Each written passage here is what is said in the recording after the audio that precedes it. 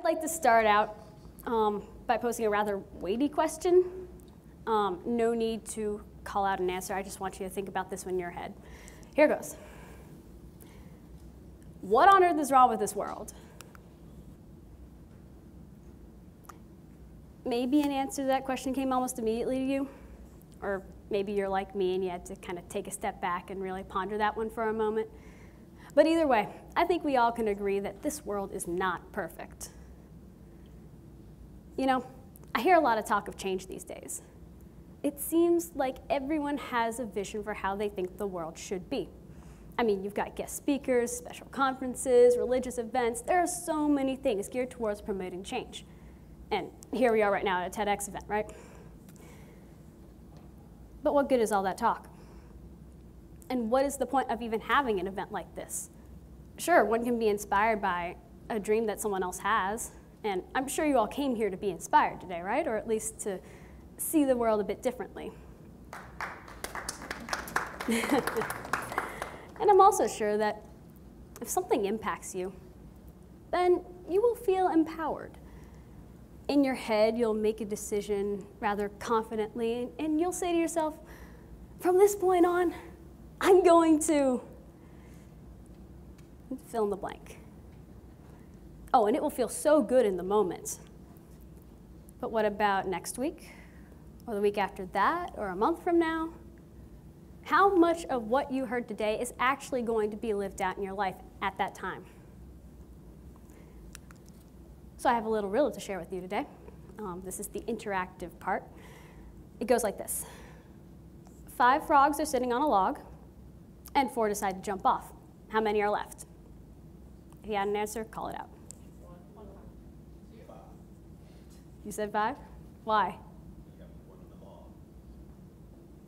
You're right about 5, but I said that they decided to jump off. None actually jumped off, 4 only decided to. But there's a big difference between deciding and doing. And so that's why I'm here to talk to you today about follow-through. First of all, what is follow-through? I'm sure at one point in your life you've all heard the phrase, maybe your parents saying it to you or something, you need to follow through with your actions. Or maybe you play a sport, say volleyball, and the coach says that you need to follow through with that serve. Or in baseball, you need to follow through with that swing. What does that mean? The term follow through simply means to bring a task to completion. But why is that important? Let me ask you, how many times is something created? Just call it out.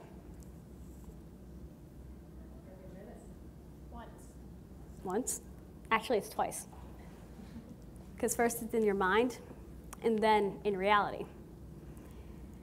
If you have an idea for a task that you wish to complete, yet you never act on that idea, then what good was it to have that idea in the first place? It just stays in your head. So until something is lived out, it isn't completed. And like I just said, follow-through is completion. And so there are different ways that follow-through manifests itself in various parts of society. But let me just start out in broad terms. Think of an organization or company. Institutions like these, they have goals. They have visions and mission statements that they post on their websites and display for everyone to see. But what makes a company effective in its mission is not that they just state it. It's about how well they're living it out. You may see that a company says it fosters a welcoming and engaging work environment for its employees, but if you work there, and day after day, you see your coworkers bickering with each other and complaining and being lazy about their work, it wouldn't be a stretch to say that that company is not following through with their word. And if they're not following through with their word, how much trust are you willing to place in other aspects of that company's vision? So organizations, companies, schools, institutions of any kind need follow-through if they wish to be respected and trustworthy and have loyal customers, etc. But an organization isn't just a building. Actually, it's a body. A body made up of a bunch of people, a bunch of yous, so to speak. these are peer-to-peer interactions, and they require follow-through as well. So let's take a look at how you interact with other people. It could be peers, classmates, coworkers, you name it. Just think in your head about these couple of questions real quick. Do you act differently around different people? Or at least do you feel the pressure to do that? And who in your mind is the real you? And how often do you see that person in real life?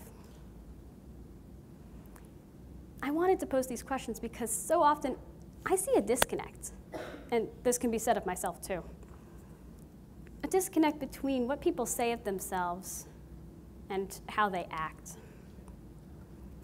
Follow-through demands consistency. It means that you keep your promises, that you hold yourself accountable to your peers.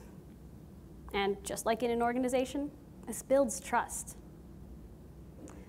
Also, if you're looking to change the people around you, know that change won't start with them.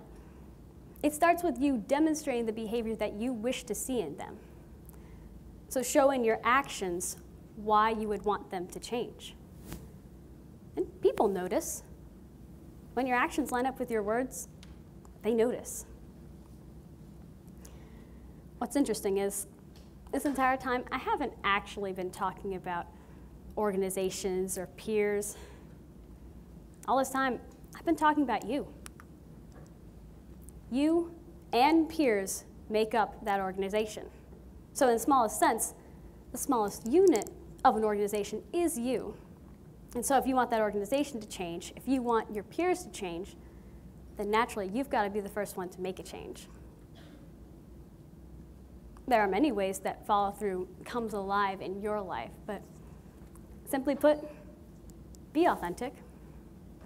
If you're advocating for something, are you prepared to back up the allegations you make with your lifestyle? In a sense, are you willing to live a life that reflects what you believe? Now, I don't wake up every morning and get out of bed and turn to myself in the mirror and say, okay, Dani, what can you do today to live a life that reflects what you believe? Maybe I should. But what I'm trying to say is, we tend to target the inconsistencies in others while ignoring our own. Say you believe that everyone deserves love and respect. Very good things to hold true in your life. Yet when someone says something that you strongly disagree with and you respond by criticizing and insulting them, tell me, how is that loving them? How is that respecting them? And yet you just said that everyone deserves love and respect, right? Don't be a person that says one thing and does the opposite. That's a little thing called hypocrisy. So again, simply put, be authentic. So now you kind of have a sense of what follow-through is. So why is it so hard to do? I mean, what's really holding you back? It's funny because this is my third year giving a TED Talk at Flint Hill, and I find that the very things that I speak to an audience about are the things that I need to work on in my own life. It's almost like I'm giving this talk to myself as well. Everyone has limitations, mental blockades in your head that keep you from following through with your vision for the world. For me, it's a fear of judgment, because so often I'm too concerned with what people will think of me, and so I don't act. It's a fear of not knowing what to say. It's a fear of inadequacy. I mean, who am I to tell you to follow through when most of the time I fail to do it myself? Because it's not easy. It means that you have to live your life in such a way that everything you do lines up with what you say, what you believe, and who you think you are. Could be that you're waiting for other people to change. It's thoughts like this. Those guys are so mean. If they would just get their act together, then I'll be nicer to them. You kind of see the disconnect there. Why are you waiting for them to change, for you to be nice? Don't wait. You know that Gandhi quote, the "be the change that you wish to see in the world"? Well, it's very applicable. the best way to get the world to change is for you to model that change in yourself. So I have a little opportunity for you guys to do some simple follow-through today. In the backs of your pamphlets, if you have a pamphlet, there should be a blank space for you guys to take notes. Yes, it's normally reserved for note-taking, but actually, I just want you to doodle. This is a little thing called sketchnoting, and it is exactly like what it sounds like. It means that instead of writing a bunch of words, just draw little pictures to record what stands out to you. And please, I know this is coming from me, but you don't have to be a great artist to do this. This is not about a masterpiece. It's about recording your thoughts. Or maybe you have that idea in your head that you just haven't acted on yet. Doodle it there. Being able to visualize yourself doing that thing is the first step towards following through with it in the real world. Or maybe I've said something that's resonated with you today. Then I just encourage you to draw it out. Because in doing so, you're turning my display of talk into something that's meaningful for you. Remember what I said about how many times something's created? Call it out. Twice. So get that idea out of your mind and put it in reality on that paper. I encourage you to be authentic, to say what you say, and then show it in how you live. If you have a vision for the world, be the first to act on it. Demonstrate with your lifestyle why it's important to you. And encourage others to live up to what they say of themselves. But only do this after you've done it in your own life. And so, this is how a world imagined becomes a world created. Thank you.